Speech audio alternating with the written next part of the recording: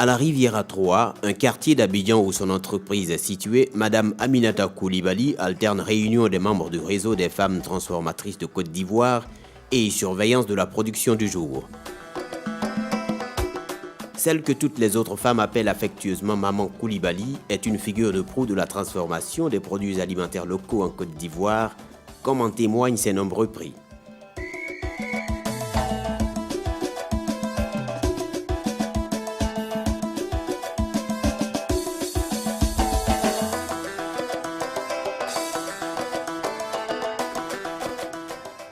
Dans ce pays riche en production agricole, cette dame est considérée comme l'une des pionnières en matière de transformation des produits alimentaires locaux.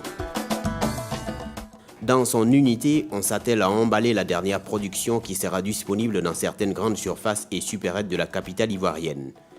Une grande avancée pour celle qui a démarré cette activité juste avec un capital de 5 000 francs CFA il y a près de 30 ans.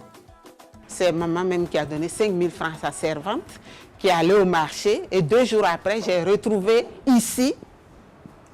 C'est énigmatique. Ils sont venus me déposer ici même à GLP les granulés de mil, de déguet, le fonio. Et j'ai appelé ma soeur, mais tes produits sont là. Parce que pour moi, c'était ses produits. Hein. Mais je pense que c'est pas sec. Qu'est-ce que je fais? Elle dit, mais débrouille-toi. Et elle me dit, je pense que tu peux essayer dans le four de ta cuisinière.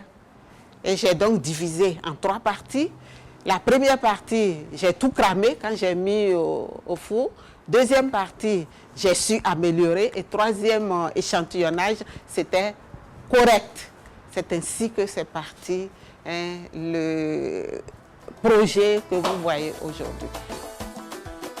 GLP pour graines liquides précuits est implanté dans ce qui faisait office de demeure familiale. L'entreprise peut réaliser aujourd'hui 5 millions de francs CFA en une journée, rien qu'avec son carnet de commandes. Depuis 3 ans, l'activité de son unité a pris une nouvelle dimension.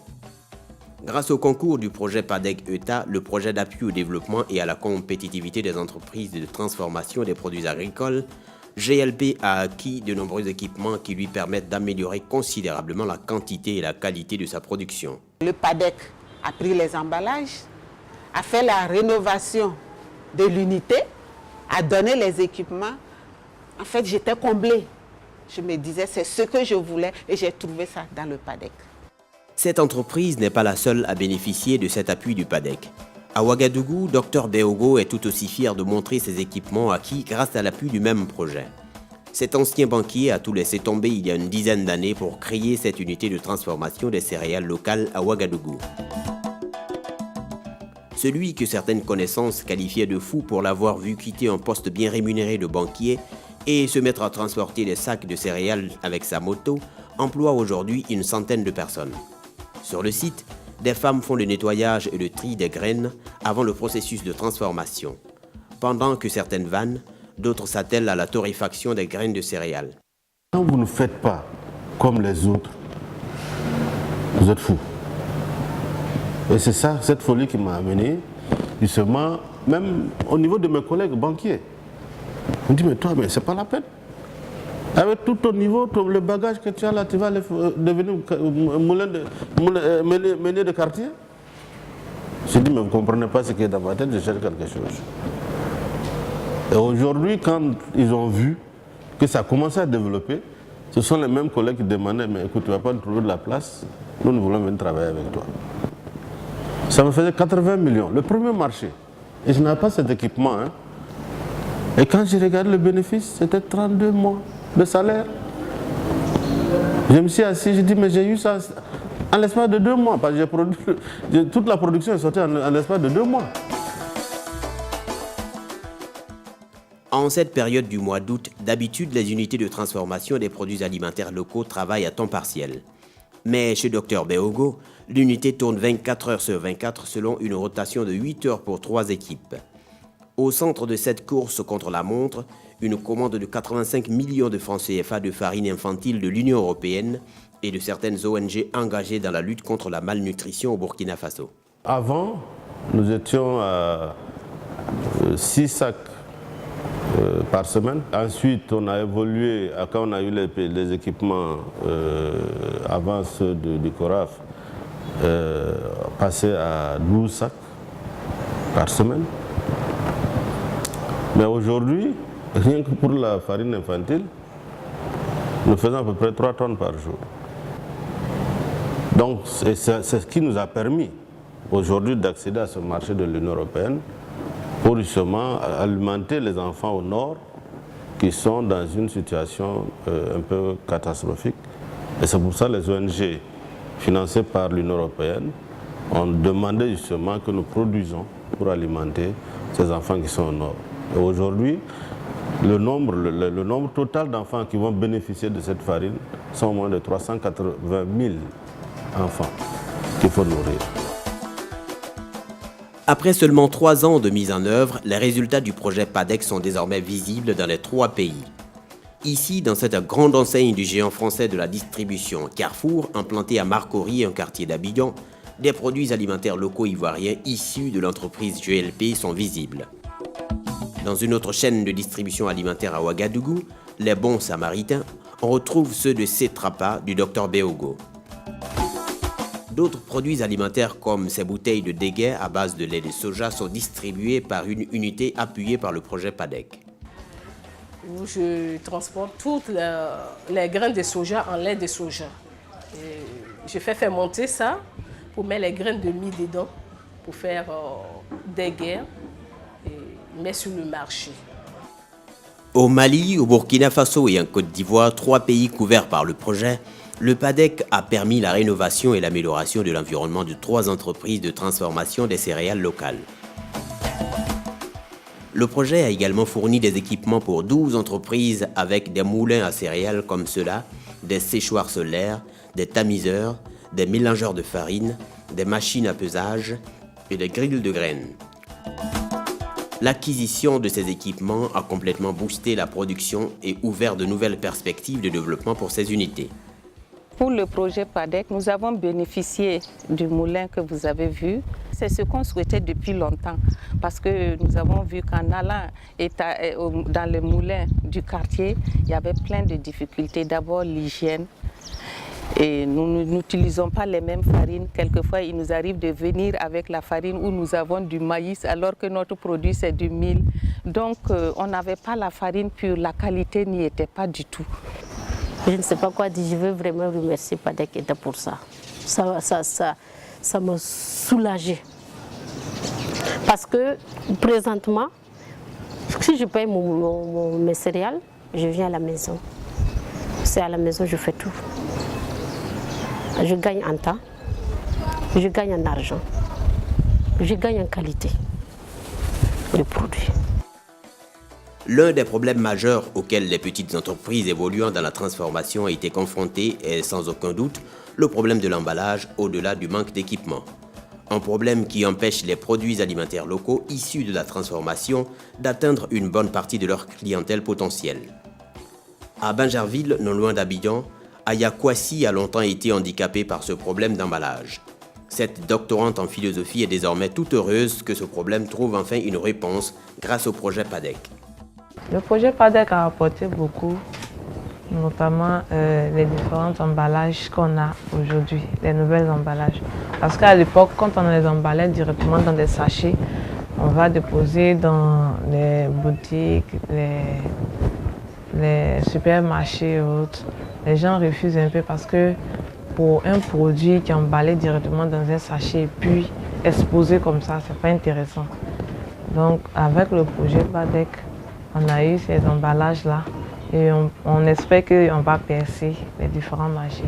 Ces problèmes d'équipement et d'emballage étant réglés, ce sont de nouveaux marchés qui s'ouvrent pour cette entreprise de transformation d'aliments locaux. Au total, ce ne sont pas moins de 10 supermarchés, 10 mini-marchés et au moins 2 pharmacies qui s'approvisionnent régulièrement auprès des unités de transformation des produits alimentaires locaux dans les 3 pays couverts par le projet. Mieux, des partenariats ont été noués avec des producteurs locaux de céréales pour garantir l'approvisionnement en matières premières. Dans sa stratégie de marketing, le coordonnateur du projet a noué un partenariat avec Unicam pour faciliter la commercialisation des produits issus des unités de transformation.